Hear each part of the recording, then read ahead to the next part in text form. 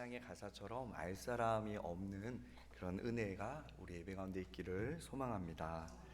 오늘 본문은 우리가 너무나 잘 알고 있는, 또 잘 알려진 돌아온 탕자의 이야기입니다. 하지만 너무나 잘 알려진 만큼 본문은 너무나 많이 오해되고 있는 이야기이기도 합니다. 왜냐하면 이 탕자라는 단어에서 탕자는 한문으로 찾아보니까요, 쓸어 없앨 탕자였습니다. 방탕할 탕, 쓸어 없앨 탕. 주색 잡기로 집안의 재산을 모두 쓸어 없애버리는 못된 아들을 가리키는 표현이 이 탕자입니다. 그런데 사실 오늘 본문은 탕자의 이야기가 아닙니다. 그러면 누구의 이야기일까요? 미국 뉴욕 맨하탄에 리디머 장로교회를 개척하시고 담임하시고 소천하신 현재 전 세계적으로 가장 영향력 있는 기독교 리더이자 존 스토트 이후에 이 기독교 지성을 대변했다는, 그리고 지금 소천하셨던 이 팀 켈러 목사님이죠. 설교자들의 설교자라고 불리는 이 팀 켈러 목사님은 탕자 이야기가 아니라 탕부 이야기라고 했습니다. 아버지가 낭비를 한다는 거죠. 아버지가 뭘 낭비했을까요? 본문의 초점이 아버지의 재산을 허랑방탕하게 낭비하고 돌아온 아들이 아니라 그런 아들을 위해 자신의 모든 것을 아낌없이 낭비하는 아버지의 낭비하는 사랑의 이야기라는 것이죠. 이것은 팀켈러 목사님의 개인적인 견해가 아니라 성경 본문에 근거한 견해입니다. 그 근거가 11절입니다. 오늘 본문 시작인 11절은 이런 주어로 시작합니다. 또 이르시되 어떤 사람에게 두 아들이 있는데. 만약 오늘 이야기의 주인공이 탕자라면 주어가 바뀌어야 합니다. 어떤 사람에게 한 아버지와 한 형이 있으니 라고 바뀌어야 합니다. 하지만 오늘 본문의 주어이자 주인공은 우리가 아는 탕자가 아니라 아버지입니다. 그래서 성경은 그 시작부터 주어를 분명하게 밝힙니다. 어떤 사람에게 두 아들이 있고 두 아들이 있는 아버지의 이야기고, 그 아버지가 주인공, 그러므로 탕자가 아니라 탕부의 이야기라는 거죠. 영어로 prodigal, 낭비하다라는 뜻인데요, prodigal father, 낭비하는 아버지의 이야기입니다. 11절이 주는 이 바른 성경적 해석, 정확무한 하나님의 말씀인 오늘 본문 11절은 실수 없이 어떤 사람에게 두 아들이 있는데라며 주어를 분명히 밝히며 오늘의 이야기가 누구의 관점으로 기록되고 해석되어야 하는지를 우리에게 보여주고 있습니다.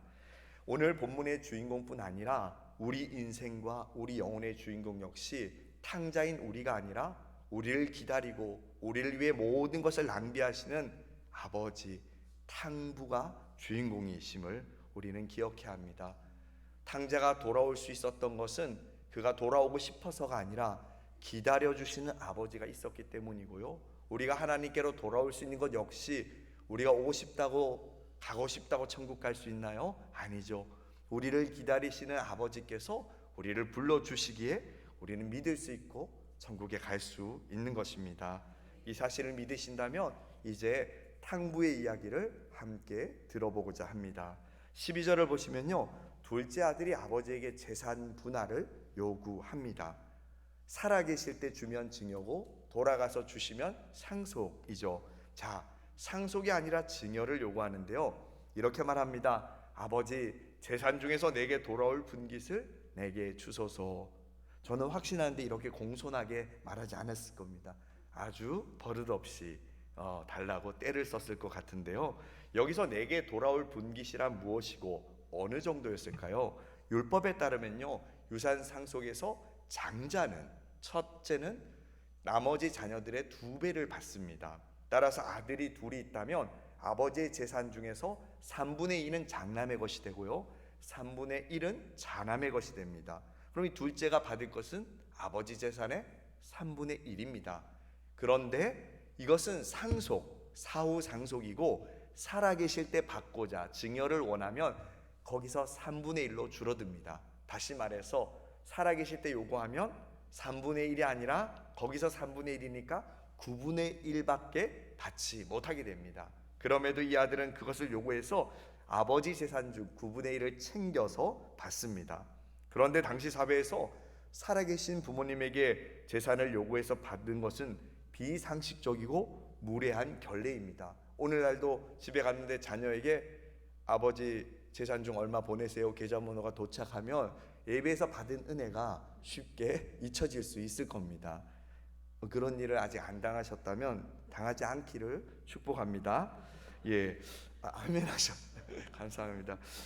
부모님이 어쩌면 어서 돌아가시기를 바란다는 무례한 요구가 될 수 있는 요구였고요. 그래서 불효자가 아니라면 정말로 할 수 없는 요구였습니다. 그럼에도 아버지는 12절과 같이 상속을 합니다. 증여를 하는데요.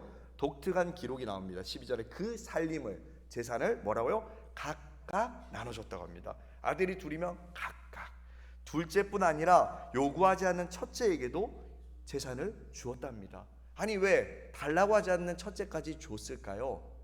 저는 이게 참 궁금했어요.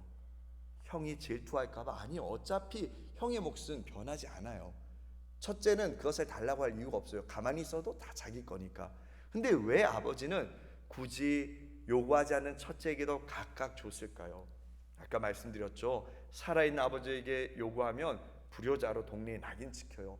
그래서 둘째만 주면 누가 봐도 그 아들이 버드없이 달라고 한 게 되니까 둘째를 보호하고자 달라고 하지 않은 첫째까지 주면서 아버지는 본인이 스스로 아들에게 먼저 증여해준 자발적 증여임을 보여주기 위해서 둘째를 보호하고자, 그 못된 둘째를 보호하고자 아버지는 요구하지 않은 첫째에게도 똑같이 줘서 사람들에게 둘째가 비난받지 않도록 지켜주신 거라고 저는 생각이 되었습니다. 이 생각이 얼마나 성경적인지 또 얼마나 신학적인지를 따지기 전에 저는 자녀를 둔 부모님이란 제 이 견해가 얼마나 정확하고 유식한 걸 떠나서도 공감과 이해가 되실 거라고 생각을 합니다. 아마 아버지는 둘째를 지키기 위해서 요구하지 않는 첫째에게도 상속을 해주는 그런 모습을 보였던 것 같습니다. 그런데요, 이 당시 유대인들의 문화는요, 부모가 생존해 계실 때 받은 재산, 증여받은 재산은요, 자녀가 임의로 처분하거나 사용할 수 없었고요, 증여받은 재산으로 얻게 되는 차후의 수익 역시 부모에게 일부나 전부를 드리는 것이 당시의 문화였습니다. 그런데 이 못된 둘째 아들은요, 원하는 것을 얻고도 효도를 하거나 그 재산의 수익을 부모에게 돌려드리는 것이 아니라 오히려 13절과 같이 며칠이 안 되어서 그 재물을 다 현금화해서 처분해서 다 모아, 이 다 모아라는 단어가 처분해서 아버지를 떠나버립니다. 그리고는 먼 나라로 가죠. 이 장면은 우리에게 한 가지 기억을 떠올립니다. 성경에 나오는 에덴 동산의 장면인데요, 에덴 동산은 창조의 영광이 가득한 곳으로 모든 좋은 것이 풍족했습니다. 아담과 하와는 먹을 것이 없어 배가 고프지 않았고요, 그래서 굳이 선악과를 따먹을 이유가 없었습니다. 그럼에도 하나님의 말씀에 불순종해서 선악과를 먹는 죄를 범했죠. 이것은 아담과 하와로 대표되는 인간의 죄인됨을 보여주는 한 단면적 사건입니다. 언제나 그렇듯이 사람들이 죄를 짓는 것은요, 무엇이 부족해서가 아닙니다. 무엇을 더 가지기 위한 욕심 때문입니다. 하나님이 주신 게 적어서 우리가 거짓말하고 훔치고 속이는 것보다는 우리가 가지고 싶은 게 하나님이 주신 것 더 많아서 더 커서이기 때문이죠. 하나님 안에서 무엇이 결핍되거나 부족해서 하나님이 주시는 것이 작아서가 아닙니다. 만족을 모르는 인간의 욕심과 죄성으로 우리는 주님을 떠나고 범죄하는 것입니다.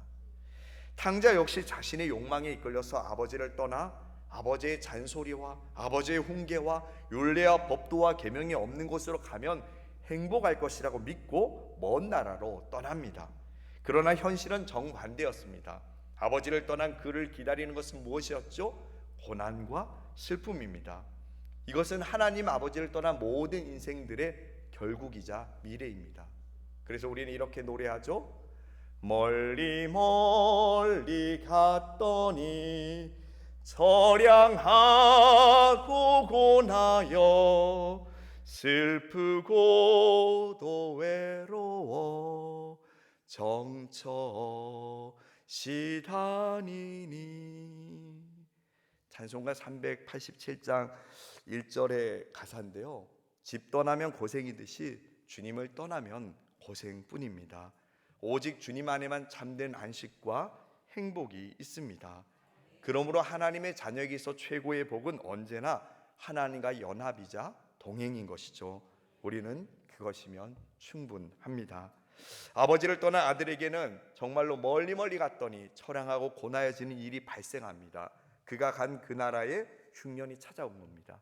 그런데 흉년이 찾아온 타이밍이 아주 기가 막힙니다. 언제 흉년이 옵니까? 아버지의 재산을 가지고 와 돈이 많을 때는 흉년이 안 옵니다.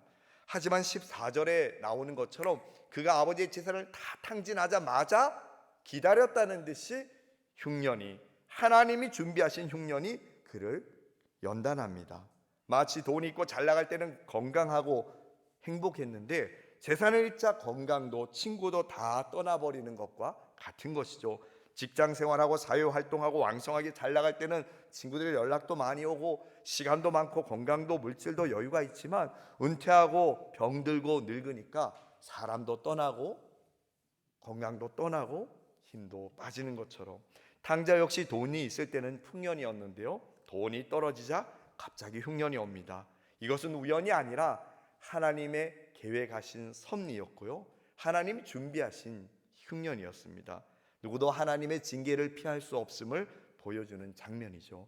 내우회한 앞뒤 좌우 사면 초가로 탕자를 몰아붙이십니다. 결국 그는 오늘 본문 15절과 16절처럼 남의 집 품꾼이 되어 돼지를 치게 되었고 결국 돼지 먹는 사료로 배를 채우고자 했지만 그 사료인 쥐엄 열매마저도 주는 자가 없는, 사료 주는 것도 아까운 그런 천시받는 대상이 됩니다. 하나님을 떠난 죄인이 당하게 되는 비참함을 생생하게 보여주는 장면입니다. 극심한 고통 속에서 그는 잊고 있었던 한 가지 중요한 기억, 사실을 깨닫게 됩니다. 그것이 17절인데요, 우리 너무나 중요해서 우리 함께 있습니다. 시작.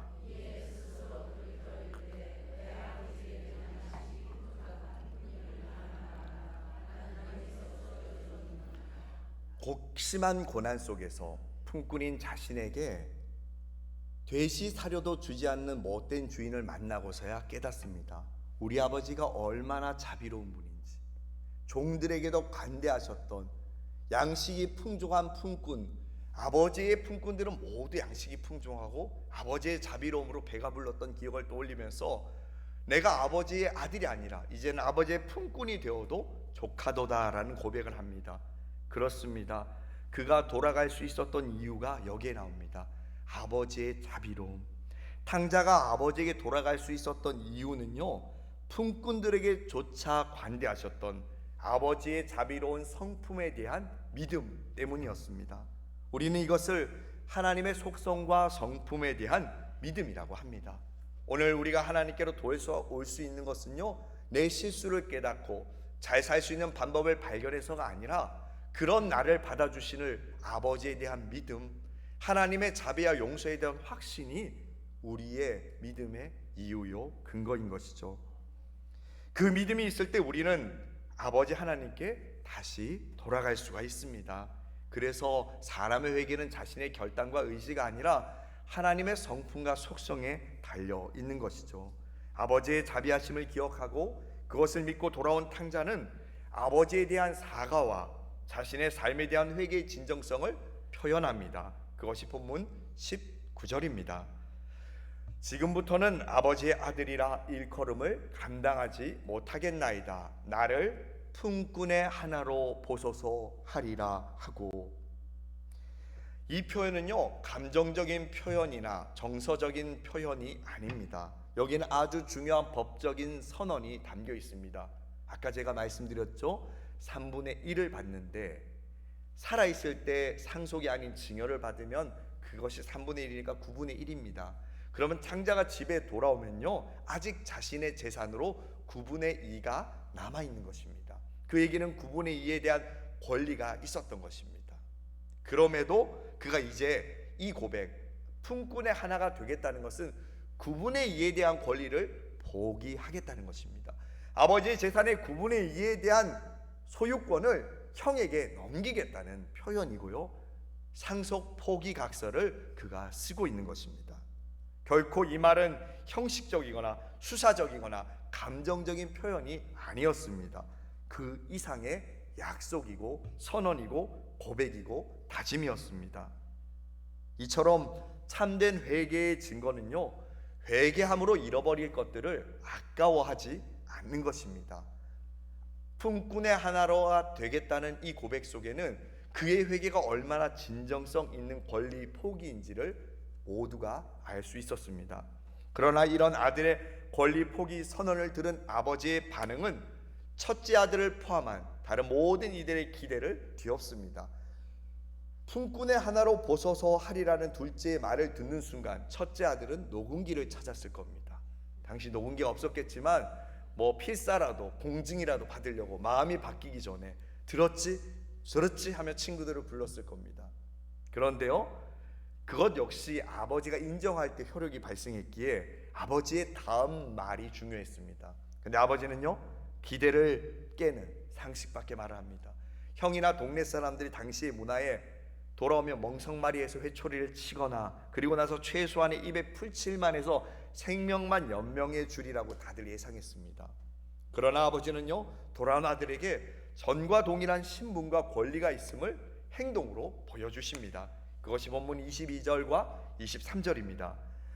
제일 좋은 옷을 꺼내다가 입히고 손에 가락지를 끼우고 발에 신을 신기고 살찐 송아지를 잡아 잔치를 베풀어 주신 것입니다.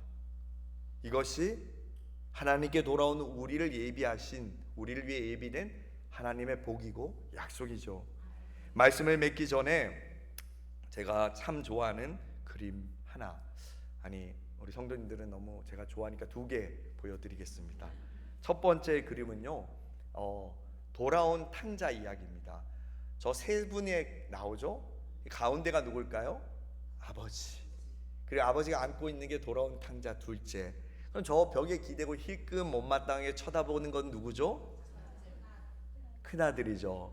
큰아들이 누구 닮은 것 같아요? 자세히 보세요. 우리 교회에서 누구 닮았죠? 거울을 보니까 저를 닮았더라고요.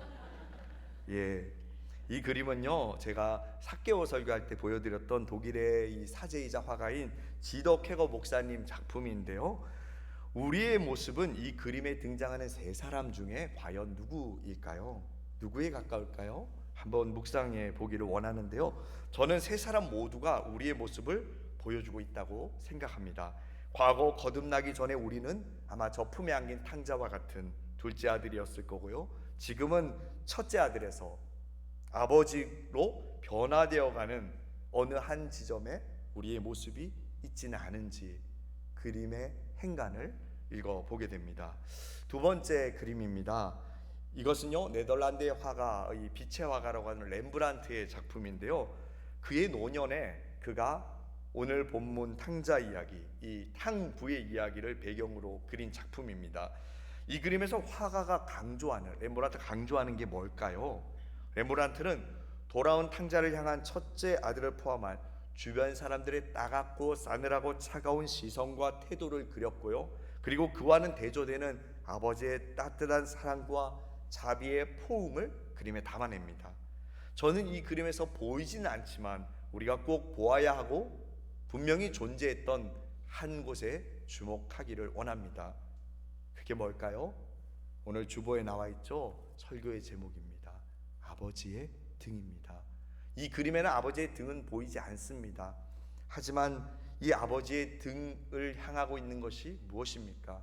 아버지 뒤에 보시면 어두운 배경에 동네 사람들, 둘째 아들 돌아온 탕자를 못마땅하게 여기고 수군수군하며 비난하고 조롱하고 비방하는 사람들의 험담과 hir난, 그 모든 비난, 그리고 첫째 아들의 따가운 시선을 아버지가 등으로 다 막아내고 있습니다. 저는 오늘 본문이나 안경을 쓰고 이 그림을 볼 때 화가가 보여주지 않지만 분명히 존재하고 또 우리가 보아야 하는 아버지의 등을 보게 되었습니다. 우리는 예수님의 따뜻한 가슴에 대해서 자주 말하고 들어오고 묵상했습니다. 예수님의 가슴의 사랑을 얘기하죠.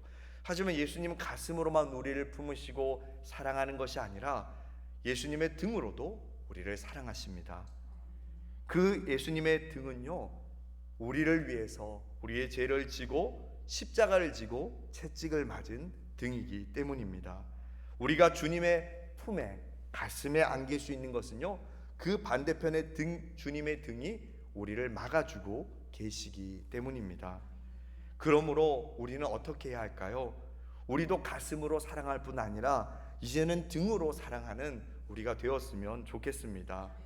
돌아오는 탕자들에게 우리의 가슴의 사랑뿐 아니라 우리의 등의 사랑으로 그들을 향한 비난과 조롱을 때로는 울타리가 되어 막아주는 그런 등, 방파제와 같은 아버지의 등이 되는 것, 이것이 오늘 본문을 통한 주님의 바람이 아닌가 생각해 봅니다. 그래서 어떻게 이런 사람이 교회에 올 수 있냐, 아니 저런 사람도 교회 오냐가 아니라 이런 사람에게 교회 와야 하고 저런 사람에게 교회에 올 수 있고 쓰임받을 수 있음을 고백하고 감사하는 우리 더자람 교회가 되시기를 바랍니다. 간절히 사모하고 바라기는 특별히 다가오는 새생명 축제를 준비하며 아들을 위해 모든 것을 낭비하신 탕부의 마음을 품은 영적 장자이자 믿음의 맏아들이 되어서 잃어버린 형제 자매들을 부지런히 찾고 찾는 우리 모두가 되어주시기를 바랍니다. 그리하여 기다리는 아버지와 돌아온 탕자의 만남으로 차고 넘치는 우리 더자랑교회 새생명 축제가 되기를 예수님의 이름으로 축복합니다. 기도하겠습니다.